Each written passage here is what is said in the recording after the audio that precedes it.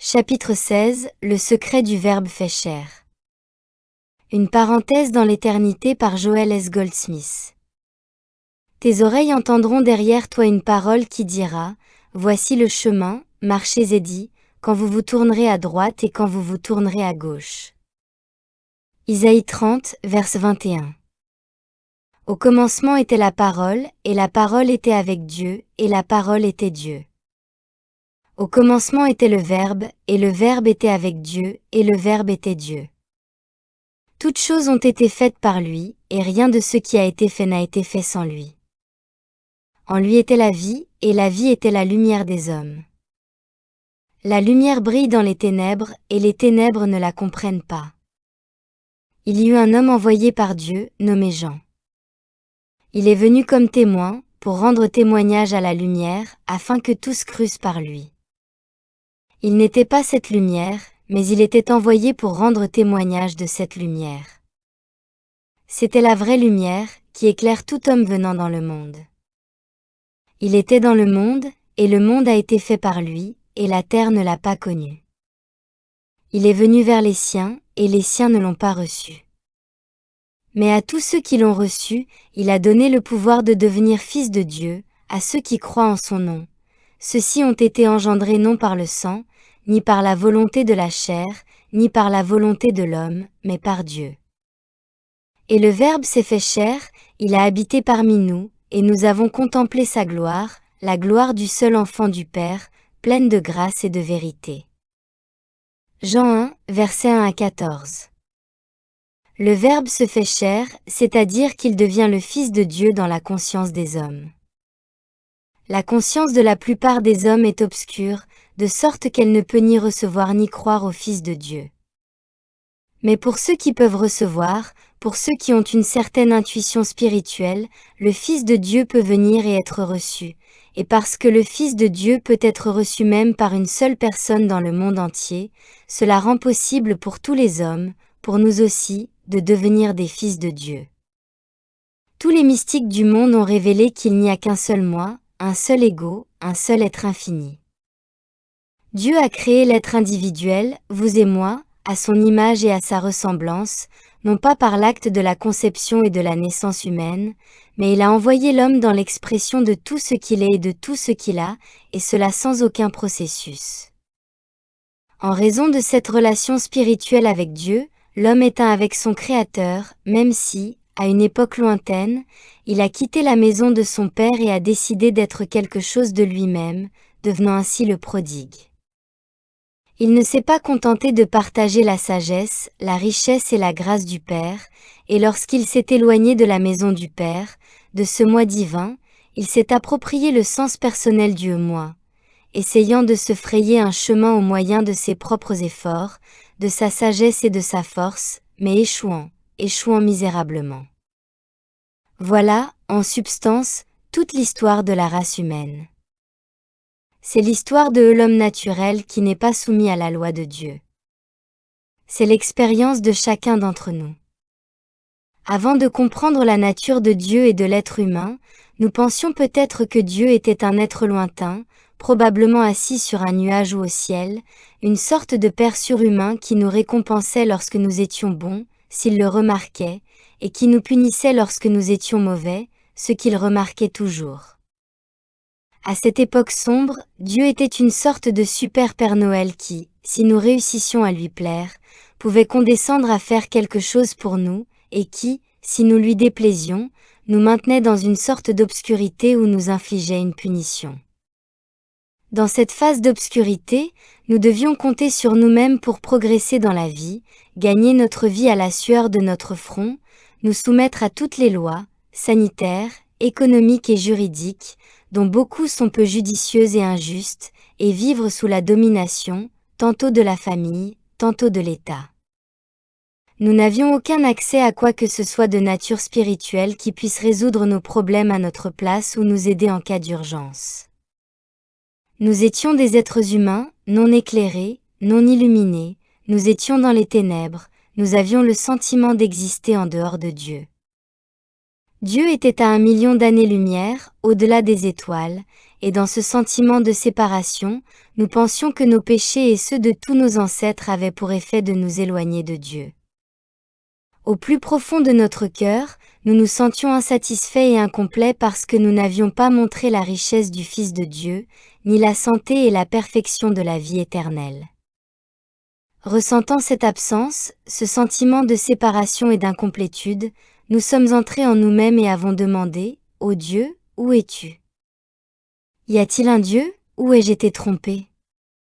Existe-t-il un être suprême, ou me suis-je trompé moi-même en essayant d'en trouver un ?» Cette supplication intérieure témoigne du vide qui existe quelque part en nous, et ce vide réclame d'être comblé. Ce vide, ou ce sentiment de séparation, a pu se manifester en nous sous la forme d'un péché, d'un faux appétit, d'une maladie ou d'une pauvreté. Quelle que soit la forme.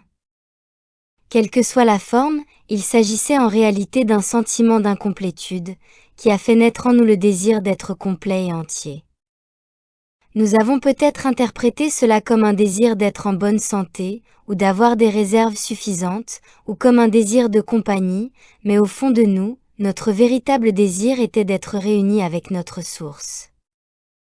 Pourtant, à cette même époque, ce Verbe fait chair, ce Fils de Dieu, habitait en nous, mais il était enveloppé de tant de ténèbres que nous ne pouvions pas le percevoir, nous n'étions pas conscients de sa présence. Ainsi, dans ces ténèbres spirituelles, provoquées par notre ignorance de la vérité selon laquelle ce Verbe fait chair, cette lumière du monde, se trouve en nous, nous avons lutté par nous-mêmes avec la sagesse ou la force humaine dont nous disposions. Mais que nous luttions pour une guérison ou pour être libérés du péché, d'un faux appétit ou d'un manque, ce pourquoi nous luttions vraiment était de retourner dans la maison de notre Père, d'abandonner ce sens du moi personnel et de nous reposer une fois de plus dans l'assurance que nous ne sommes pas un prodigue. Dans ce désir et cette lutte sincère, ce faux sentiment de soi disparaît et une plus grande harmonie apparaît. Dans notre ignorance, nous appelons cela une guérison. Ce n'est pas le cas, c'est l'apparition plus grande de notre divin soi. Paul a déclaré à juste titre, « Oh, ni la mort, ni la vie, ne pourront nous séparer de l'amour de Dieu. » En réalité, nous n'avons jamais été séparés de Dieu, nous n'avons jamais été séparés de notre bien, de notre plénitude et de notre complétude, mais depuis notre enfance, on nous a enseigné l'existence d'un « moi » personnel, et nous avons donc entretenu ce faux sentiment de soi qui prétend « et je suis Marie, je suis Bill Hood, je suis Joël », au lieu d'en prendre humblement conscience. Soyez tranquilles et sachez que je suis Dieu. Au centre de moi, il y a Dieu, et par conséquent, je vis de la grâce et de l'héritage divin. Vivre de cet héritage divin ne signifie pas que nous ne travaillons pas. Au ciel comme sur terre, rien n'est prévu pour les parasites. Quelle que soit la richesse matérielle dont nous pouvons hériter, nous ne pouvons pas rester assis à regarder le soleil se lever et se coucher sans travailler et sans apporter, d'une manière ou d'une autre, une contribution à ce monde. Ainsi, même si nous sommes héritiers de Dieu et que, grâce à notre réalisation spirituelle, nous tirons en fin de compte notre bien de Dieu, nous travaillerons, et nous travaillerons plus d'heures et avec plus de diligence que lorsque nous travaillions simplement pour gagner notre vie, parce que nous réalisons maintenant que nous ne pouvons pas manifester la gloire de Dieu seulement 8 ou 12 heures par jour, il faut 24 heures. Chaque jour pour manifester la grâce et la gloire de Dieu. Toute la vie consiste à laisser passer cette influence spirituelle, mais parce que nous sommes unis les uns aux autres, chaque chose qui passe du Père à l'un d'entre nous est instantanément partagée par nous tous. Rien ne peut entrer dans notre expérience si ce n'est par le biais d'une activité de notre conscience. C'est par notre conscience que nous avons le sentiment d'être séparés de Dieu, du bien, de l'approvisionnement, de la compagnie, de la plénitude et de l'intégralité, mais c'est aussi par notre conscience, lorsque nous nous unissons consciemment à la source de tout bien, que nous sommes rétablis dans cette unité réalisée avec Dieu. Dans sa conscience, l'homme manque ou possède. Dans sa conscience, soit il se sépare de son bien, soit il se retrouve avec son bien. Tout ce qui est nécessaire pour le combler à son niveau de vie actuel ne peut donc lui parvenir que par un acte de sa conscience, et cet acte doit être répété encore et encore jusqu'à ce qu'il culmine finalement dans l'union consciente avec Dieu. L'union avec Dieu ne se fait généralement pas d'un seul coup. Il est plus que probable qu'elle soit le résultat d'années d'études, de méditation et de service, dont le premier stade pourrait être appelé le premier degré. Lorsque nous atteignons ce premier degré, nous commençons à apprendre qu'il y a un Dieu et que nous ne faisons qu'un avec lui, au point qu'il accomplit ce qui nous est confié. En persistant à suivre les enseignements du Christ, en apprenant à pardonner 70 fois 7 fois, en priant pour nos ennemis et en ne résistant pas au mal, nous nous rapprochons de plus en plus de la réalisation de notre véritable identité et de la présence de Dieu en nous. Mais nous ne pouvons pas entrer en sa présence avec une attitude cruelle et condamnatoire à l'égard de la vie. Nous devons y entrer doucement et paisiblement, avec calme et confiance, si nous espérons entendre cette petite voix tranquille. Progressivement, nous parvenons à un accord conscient avec la source infinie de notre être, à une conscience de plus en plus grande de l'infini. Nous devenons de plus en plus conscients qu'il y a une présence qui nous précède pour rendre droit les endroits tortueux. Nous sentons que nous ne sommes pas seuls, qu'il y a vraiment en nous cet infini invisible, parfois comme s'il était dans notre poitrine, parfois comme s'il était assis sur notre épaule ou se tenait derrière nous, mais nous sommes conscients, même faiblement, qu'il y a un Père, une présence et un pouvoir invisibles, et de plus en plus nous nous détendons en lui. Tout cela est un progrès dans le premier degré. À mesure que nous approchons de la dernière partie de l'expérience du premier degré, nous commençons à percevoir que nous vivons plus par la grâce que par l'effort, que nous vivons plus par un pouvoir qui fait les choses pour nous sans que nous y pensions consciemment, et qui les fait parfois avant même que nous sachions qu'il y a un besoin pour cela.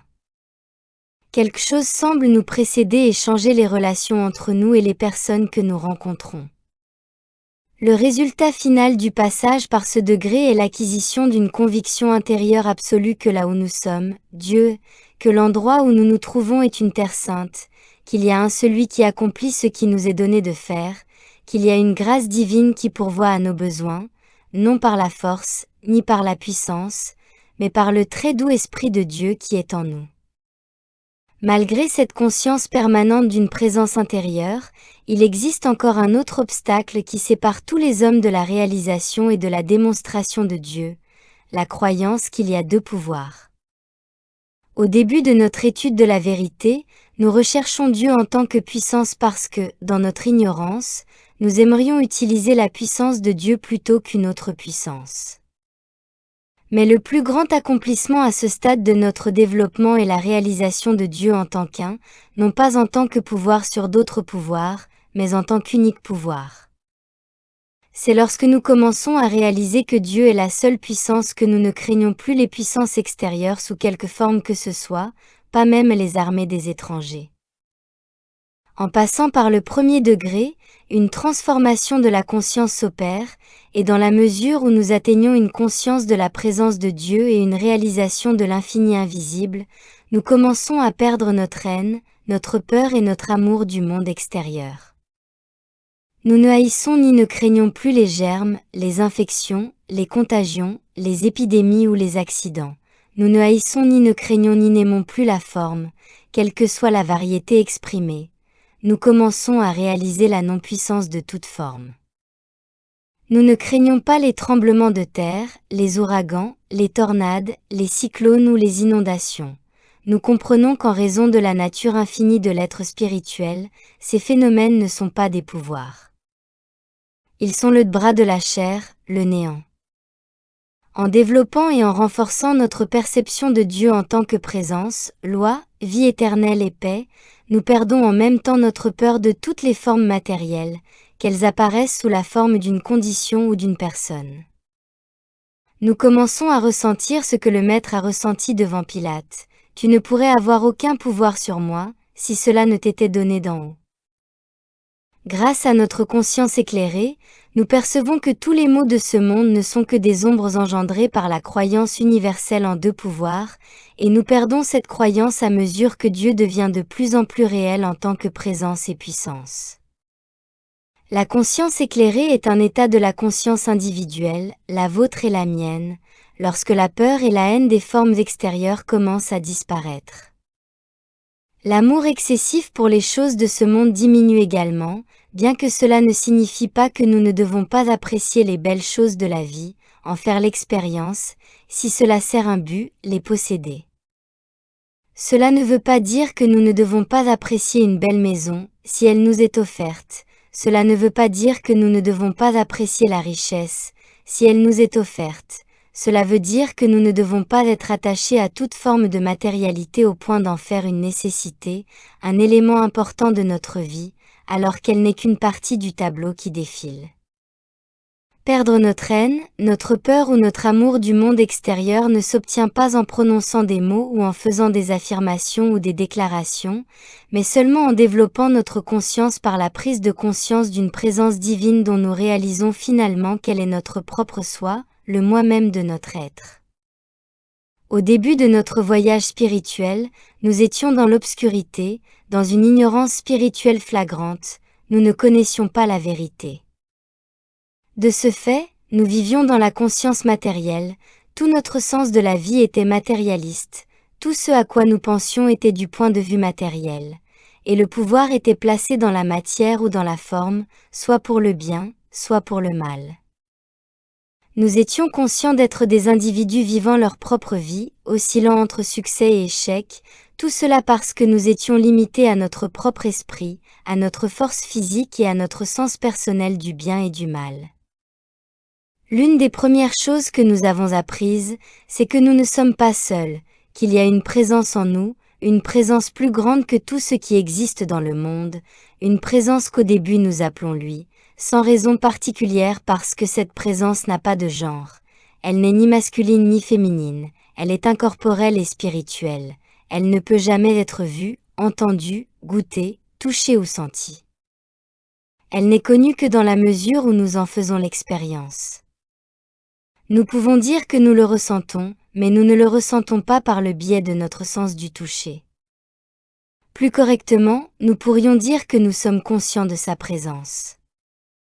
Nous pratiquons cette présence, que nous identifions plus tard comme étant Dieu, en nous réveillant le matin et en reconnaissant que Dieu nous a donné ce jour, que Dieu gouverne le jour comme Dieu gouverne la nuit, et que tout comme Dieu gouverne toutes les forces de la nature, il nous gouverne également.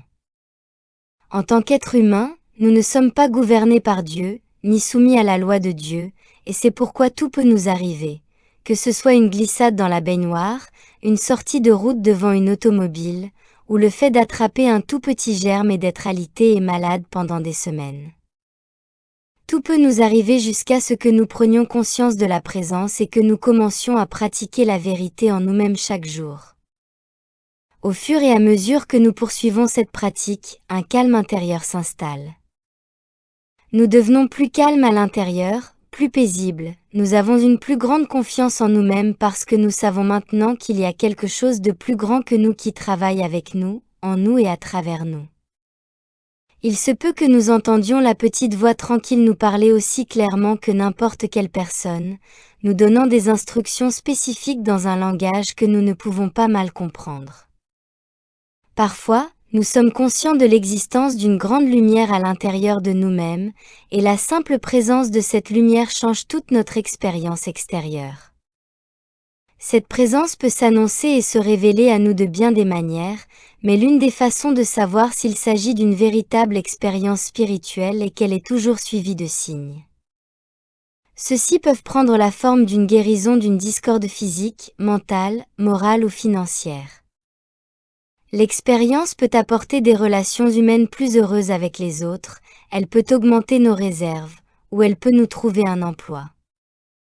D'une manière ou d'une autre, une expérience spirituelle est toujours accompagnée de signes, ce qu'en métaphysique on appelle une démonstration. Pendant que ce processus se déroule, quelque chose d'autre se produit en même temps. Au lieu de mettre tout notre espoir, notre foi et notre confiance dans le monde extérieur et de vivre selon les normes de vie du monde, nous commençons à voir qu'il y a quelque chose de spirituel qui est bien plus important que le matériel. Il y a un esprit en nous, et c'est cet esprit qui joue le rôle le plus important dans notre vie.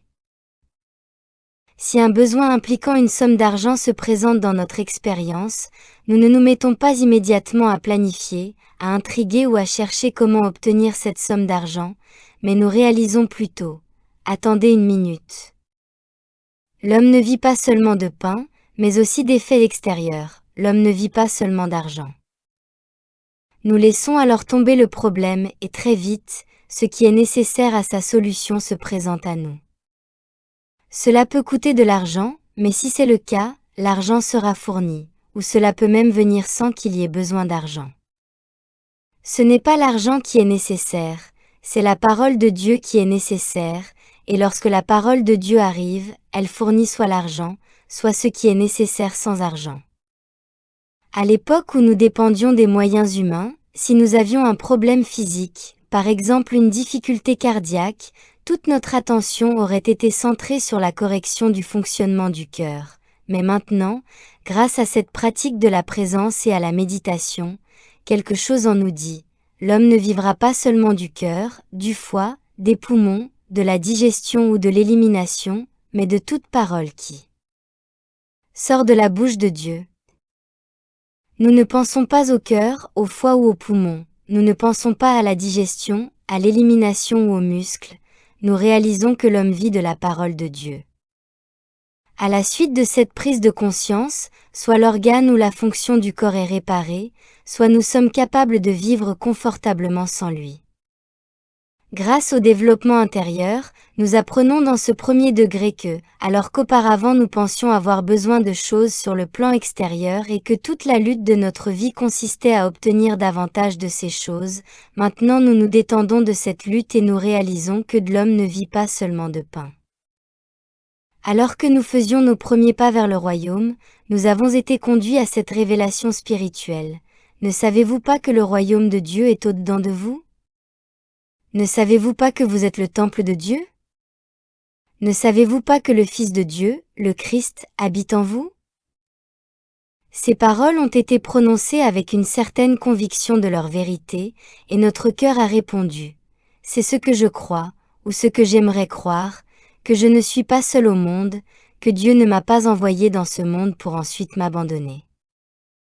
Dieu m'a placé sur cette terre pour que je le glorifie.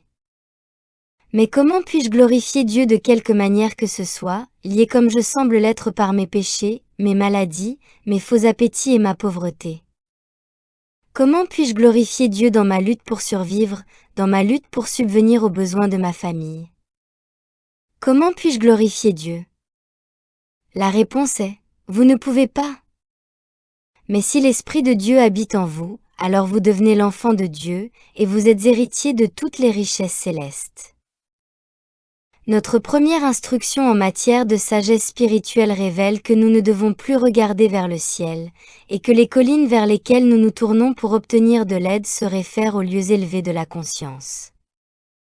Lorsque nous revenons au sens le plus élevé de notre moi, au Christ de Dieu qui s'élève en nous, nous regardons vers les collines. Notre vision se tourne vers l'intérieur et vers le haut, vers cette altitude de la conscience où nous pouvons discerner que le Verbe s'est fait chair et qu'il habite en nous. Lorsque, sur le chemin de Damas, Saul de Tarse a été aveuglé sur son ignorance, sur son passé, sur tout ce qu'il avait connu auparavant, et lorsque toutes ses anciennes croyances ont été anéanties, il est devenu un vase pur, sa vue lui ayant été rendue, une vue au-delà de la vue physique, une vision spirituelle. Il reconnut que la lumière qui brillait en lui était le Christ, il sut que le Fils de Dieu avait été ressuscité en lui.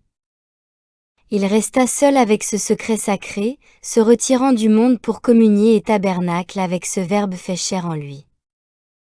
Il a appris à ne plus se préoccuper du sens physique de la vie, de ses besoins, de ses désirs ou de ses satisfactions.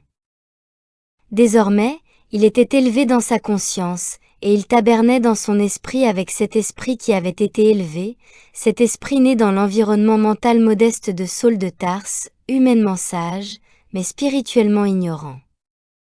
Et tout comme Joseph et Marie ont transporté le bébé en Égypte pendant plusieurs années, Paul a transporté son Christ en Arabie, se cachant là et le laissant grandir et se développer en lui jusqu'à ce qu'il en devienne lui-même si conscient et ne fasse plus qu'un avec lui que, tout comme l'ancien Saul était mort, le nouveau Paul a commencé à vivre de moins en moins, alors que le Christ vivait en lui de plus en plus. Enfin, le jour vint où le Christ put dire à Paul, « Commence ton ministère. Va dans le monde et prêche-moi. Prêche à tous les hommes que moi, le Verbe fait chair, j'habite en toi, et pas seulement en toi, Paul, mais en tous ceux à qui tu t'adresses. Dis à chacun d'eux, l'Esprit de Dieu habite en toi. Et lorsque tes amis, les disciples et d'autres essaieront de t'inciter à ne donner cette parole qu'aux Hébreux, car les Hébreux sont les élus de Dieu et eux seuls sont dignes de recevoir cette parole, tu subiras leur persécution. Tu seras éprouvé pour avoir défendu la vérité selon laquelle le Verbe fait chair habite dans la conscience de toute l'humanité, qu'elle soit juive ou païenne, chrétienne ou païenne. Vous porterez au monde l'universalité du Verbe fait chair. Vous briserez l'esclavage d'une religion, d'un enseignement, d'un maître, vous révélerez à toute l'humanité que le Verbe s'est fait chair et qu'il habite dans la conscience de tous les hommes, attendant qu'ils le reconnaissent. Paul s'est rendu dans le monde entier pour annoncer la bonne nouvelle à tous les croyants, quelle que soit leur religion. Je vous apporte le message du Fils de Dieu. Je vous apporte la révélation du Verbe fait chair qui habite parmi vous comme la lumière du monde, comme la lumière de votre monde. Je vous apporte la révélation que vous êtes des enfants de Dieu. Ni la circoncision ne sert à rien, ni l'incirconcision, ni le jeûne, ni la fête ne servent à rien. Vous êtes déjà enfants de Dieu, car l'Esprit de Dieu habite en vous. Le Verbe fait chair est le Fils de Dieu, ou Christ, et il est au milieu de nous pour accomplir la volonté de Dieu. En ce moment même, le Fils de Dieu, le Christ, est en nous et sa fonction est de nous guérir et de nous sortir de notre humanité de morte, de restaurer les années perdues de la sauterelle, de nous pardonner tous les péchés que nous avons commis dans l'ignorance de notre véritable identité. Ce Christ nous dit toujours, « Je suis venu pour que vous ayez la vie, et que vous l'ayez en abondance. » Détendez-vous. Reposez-vous. Vous m'avez cherché. J'étais là tout le temps, mais maintenant vous m'avez trouvé. Maintenant, tu connais la folie du péché, tu en connais la stupidité, et tu sais une chose encore plus importante, le péché n'est pas nécessaire. Il n'est plus nécessaire de voler, de porter un faux témoignage, de comploter ou de tirer un avantage injuste, car je suis puissant au milieu de vous, je suis votre pain et votre approvisionnement pour l'éternité. Je suis la source d'opportunités et d'inspiration. Je suis la lumière de votre monde. Je suis la résurrection, et si votre corps a été gaspillé par le péché ou la maladie, je le ressusciterai. Moi, le Verbe fait chair, le Christ qui habite au milieu de vous, je suis ici pour relever votre corps du tombeau du péché, du tombeau de la maladie, et même du tombeau de la vieillesse. Ne laissez pas le calendrier vous vaincre, car je suis la résurrection, et je suis ici pour vous ressusciter de ce vieux corps en un corps qui n'a pas été fait de main d'homme, un corps spirituel, éternel dans les cieux. Il n'est pas nécessaire de passer par la mort physique pour obtenir ce nouveau corps, il suffit de demeurer dans la réalisation de ma présence au milieu de vous. Matin, midi et soir, réfléchissez à moi, pensez à moi, demeurez en moi, faites-moi confiance, comptez sur moi. Sachez que je suis au milieu de vous et que je suis puissant. J'accomplis la fonction de Dieu en vous et à travers vous. Au milieu de vous, je suis le médiateur entre vous et votre source infinie. Ce que je reçois du Père, je vous le donne. Le don de la grâce, la force, le pouvoir de guérison, le pouvoir de rédemption et le pouvoir de pardon qui m'ont été donnés par le Père, je vous les donne à mon tour. Regardez-moi et soyez sauvés. Croyez au Fils de Dieu, et que ce Fils de Dieu, le Verbe fait chair, le Christ, est au milieu de vous. Depuis avant qu'Abraham soit, je suis au milieu de vous. Je ne vous quitterai jamais, je ne vous abandonnerai jamais. Même si vos parents vous abandonnent, je ne vous abandonnerai pas. Je serai avec vous jusqu'à la fin du monde. Je marcherai devant vous pour éclairer votre chemin et vous préparer des demeures.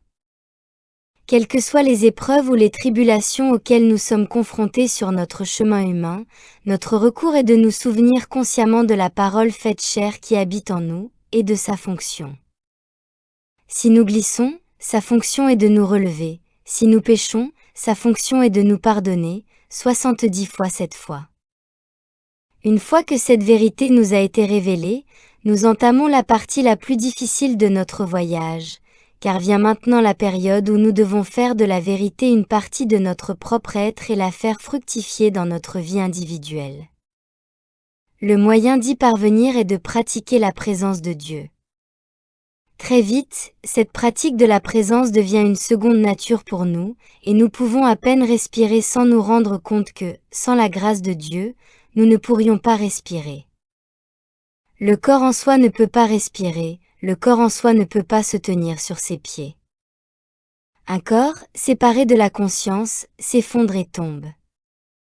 Nous ne pouvons pas vivre un seul instant sans réaliser consciemment la fonction de cet Esprit de Dieu en nous. Lorsque nous prenons pleinement conscience de la signification du Verbe fait chair et que nous réalisons qu'il est le médiateur entre Dieu et l'homme, nous commençons à voir que cette présence et ce pouvoir de médiation sont dans notre conscience et que, par conséquent, tout ce que le Père veut que nous ayons individuellement est à notre portée par la grâce de ce Fils de Dieu réalisé et ressuscité en nous. Cette pratique continue de la présence de Dieu conduit à un silence intérieur et à une tranquillité, de sorte que l'agitation du monde n'entre pas, et lorsque nous nous asseyons, nous nous trouvons dans une méditation dans laquelle nous entrons en union consciente avec Dieu, et nous sommes maintenant les témoins du Christ qui vit notre vie, les spectateurs de sa gloire. Nous ne vivons plus par la force ou par le pouvoir, nous ne vivons plus par la sagesse humaine, mais par une sagesse divine qui s'écoule à travers nous d'une manière apparemment humaine. Nous vivons maintenant, non par la force, mais par la grâce, comme s'il y avait toujours quelque chose qui connaissait nos besoins avant nous et qui y répondait. Cela se produit grâce à l'épanouissement et à la révélation que l'on atteint dans la méditation lorsque l'on a contacté cette source intérieure de la vie, cette force intérieure qui est notre véritable identité. En se libérant de l'effort conscient, de la lutte, de la puissance, du pouvoir, de la préoccupation, de l'inquiétude et de la peur, la gloire de Dieu peut se manifester dans notre vie personnelle, de sorte que tous les hommes puissent en être témoins et savoir que lorsque l'Esprit de Dieu est présent dans une vie individuelle, cette vie devient une vie de gloire et de service. La vie d'une personne n'est pas glorifiée pour qu'elle puisse passer sa vie assise sur un nuage. La vie d'une personne est glorifiée pour qu'elle soit un service et une consécration au Créateur de tout, l'Esprit de Dieu qui habite en nous. Au cours du premier degré, nous prenons conscience de l'existence d'une substance, d'une activité ou d'une loi spirituelle intérieure, qui s'écoule à travers notre conscience et devient la substance de notre nouveau monde. L'homme de chair et de mort est, dans une certaine mesure, l'homme qui a son être dans le Christ commence maintenant à revivre, ressuscité du tombeau des croyances matérielles et ressuscité dans la réalisation de son identité spirituelle.